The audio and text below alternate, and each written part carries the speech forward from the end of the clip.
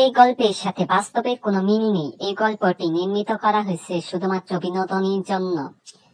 এই গল্পের সাথে আমরা ভেসে যাব এক কাল্পনিক জগতে, যেখানে প্রান্তিক কবি তারা একে অপরে কিভাবে পরিপূরক হবে, এবং ছেলে ও মেয়ের মাঝে নয়, বরং ছেলে ও ছেলের মাঝে একটা সম্পর্ক হতে পারে।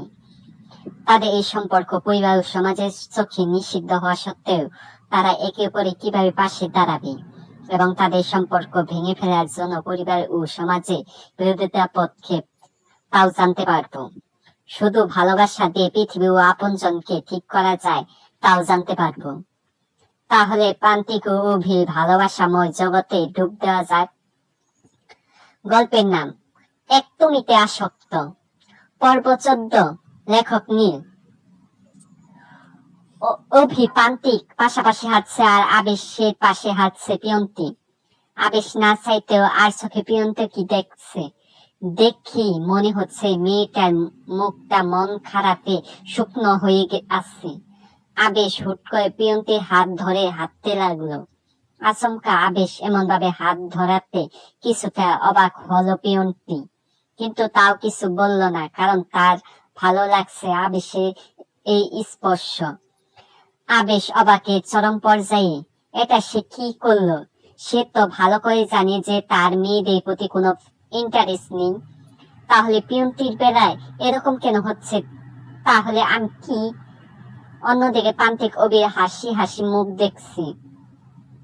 হঠাৎ অভি প্রান্তিকে হাত ধরে লাফিয়ে বলল, ফুচকা। অভি এমন বাচ্চামো কাণ্ডে উপস্থিত আবেশ আর প্রিয়ন্তীও প্রথমে চমকে উঠল, পরে ফিক করে প্রান্তিক সহ সবাই হেসে ফেলল। অভি এতক্ষণে খেয়াল করল যে সে অতিরিক্ত আনন্দে প্রান্তিককে ঝাপটে ধরেছিল, তাই ঠোঁট উল্টিয়ে বলল, সবাই হাসছেন কেন এইভাবে? প্রিয়ন্তী পাশ থেকে বলল, এইসব পরে হবে, আগে চল গিয়ে ফুচকা খাই। প্রান্তিক আর চোখে অভির দিকে তাকিয়ে বলল, বুঝলাম মেয়েরা ফুচকা ফুচকা করে, কিন্তু তুমি এত লাফাচ্ছ কেন অভি? কেন? দেখুন, খাবার খেতে মেয়ে ছেলে হয় না, মুড লাগে, মুড বুঝছেন? আর ফুচকা আমার ফেভারিট। কি আছে এই ফুচকাতে? এই জন্য মানুষ অসুস্থ হয়ে পড়ে। প্রান্তিকের কথায় আবেশ ফুরন কেটে বলল, আরে ভাই প্রান্তিক, আমরা এইসব বুঝবো না, সব ওই ফুচকাওয়ালার মামার ম্যাজিক। আবেশ এমন ভাবে কথাটা বলল যে অভি আর প্রিয়ন্তী না হেসে পারল না। ইস, তোমরা কিভাবে যে এইসব কুখাদ্য খাচ্ছ সৃষ্টিকর্তাই জানি। প্রান্তিকের এই কথায় অভি মুখ চোখ কালো করে বলল, প্রান্তিক ভাই, এইসব ফুচকা সবাই খেতে পারে না, বুঝলেন? ঝাল কিনা?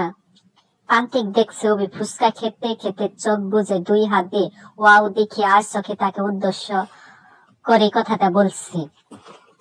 কারণ প্রান্তিক ফুচকা একটাও খায়নি, পেট হাতে নিয়ে দাঁড়িয়ে আছে। হঠাৎ প্রান্তিক বলল, চ্যালেঞ্জ ধরবে? আমি তোমার আগে এই এক প্লেট ফুচকা খাবো, কিন্তু এরপর আমি যা চাইবো তোমাকে তাই দিতে হবে, রাজি?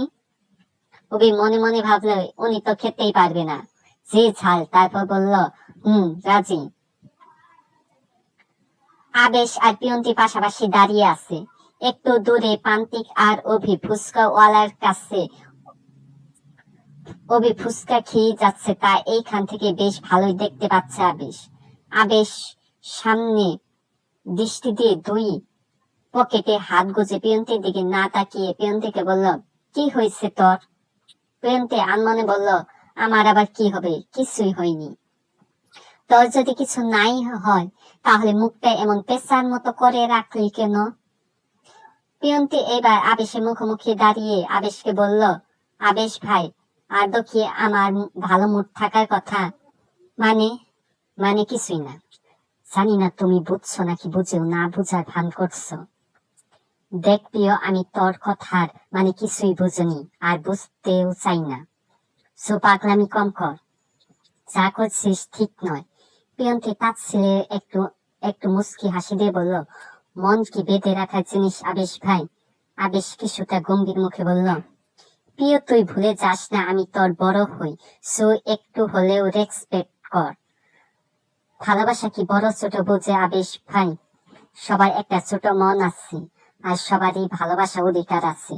তুমি আমার থেকে সেই অধিকার বঞ্চিত করতে পারো না। হঠাৎ দূর থেকে অভি চিৎকার কানে আসলো এদিকে। অভি চিৎকার করে ডাকছে, আবেশ ভাই, আপনারা তাড়াতাড়ি এদিকে আসুন। আবেশ আর পিয়ন্তি অবাক হয়ে দাঁড়িয়ে আছে। পাশে বারবার পানির বোতল মুখে দিচ্ছে পান্তি। অতিরিক্ত ঝাল খেয়ে চোখ মুখ লাল হয়ে গেছে তার। অভি পাশে চুপসে আসছে, কারণ একটু আগে পিয়ন্তি দৌড়ে এসে তাকে বলেছে যে, অভি তুই এইটা কি করলি? অভি হাসতে হাসতে তখন বলেছিল, ওমা কি করলাম, ভাইয়া আমার সাথে ফুচকা খাওয়ার বাজি ধরেছে। এরপর পিয়ন্তি তাড়াতাড়ি গাড়ি থেকে পানি এনে দেয় পান্তিকের হাতে। পান্তিক গট গট করে খেতে শুরু করে। এরপর অভিকে বলল, আরে ভাইয়া একদম ঝাল খেতে পারে না, ভাইয়ার প্রবলেম আছে। বেশ হয়ে গেল চুপ অভি। সব শেষে অভি আর পান্তিক বসে সামনে আর আবেশ পিয়ন্তি বসে পেছনে। আবেশ পিয়ন্তির দিকে না তাকিয়েও এটুকু বুঝতে পারছে যে পিয়ন্তি তার দিকে তাকিয়ে আছে। আবেশ কিছুতেই তাকাবে না পিয়ন্তির দিকে, তা পণ করলো। তাকালেই যেন সর্বনাশ। আর পান্তিকে ঝাল কিছুটা কমলেও তার মুখে লাল আবার চলে যায়নি। অভি ঘাবড়ে আছে। সে আসলে না জেনে কি একটা অপরাধ নেই করে ফেললো। মনে মনে ভীষণ অনুতপ্ত প্রকাশ করছে। তাইফা, তুই আমার আলমারি ধরছিলি? সাহেরা বেগমের কথায় চমকে যায় তাইফা।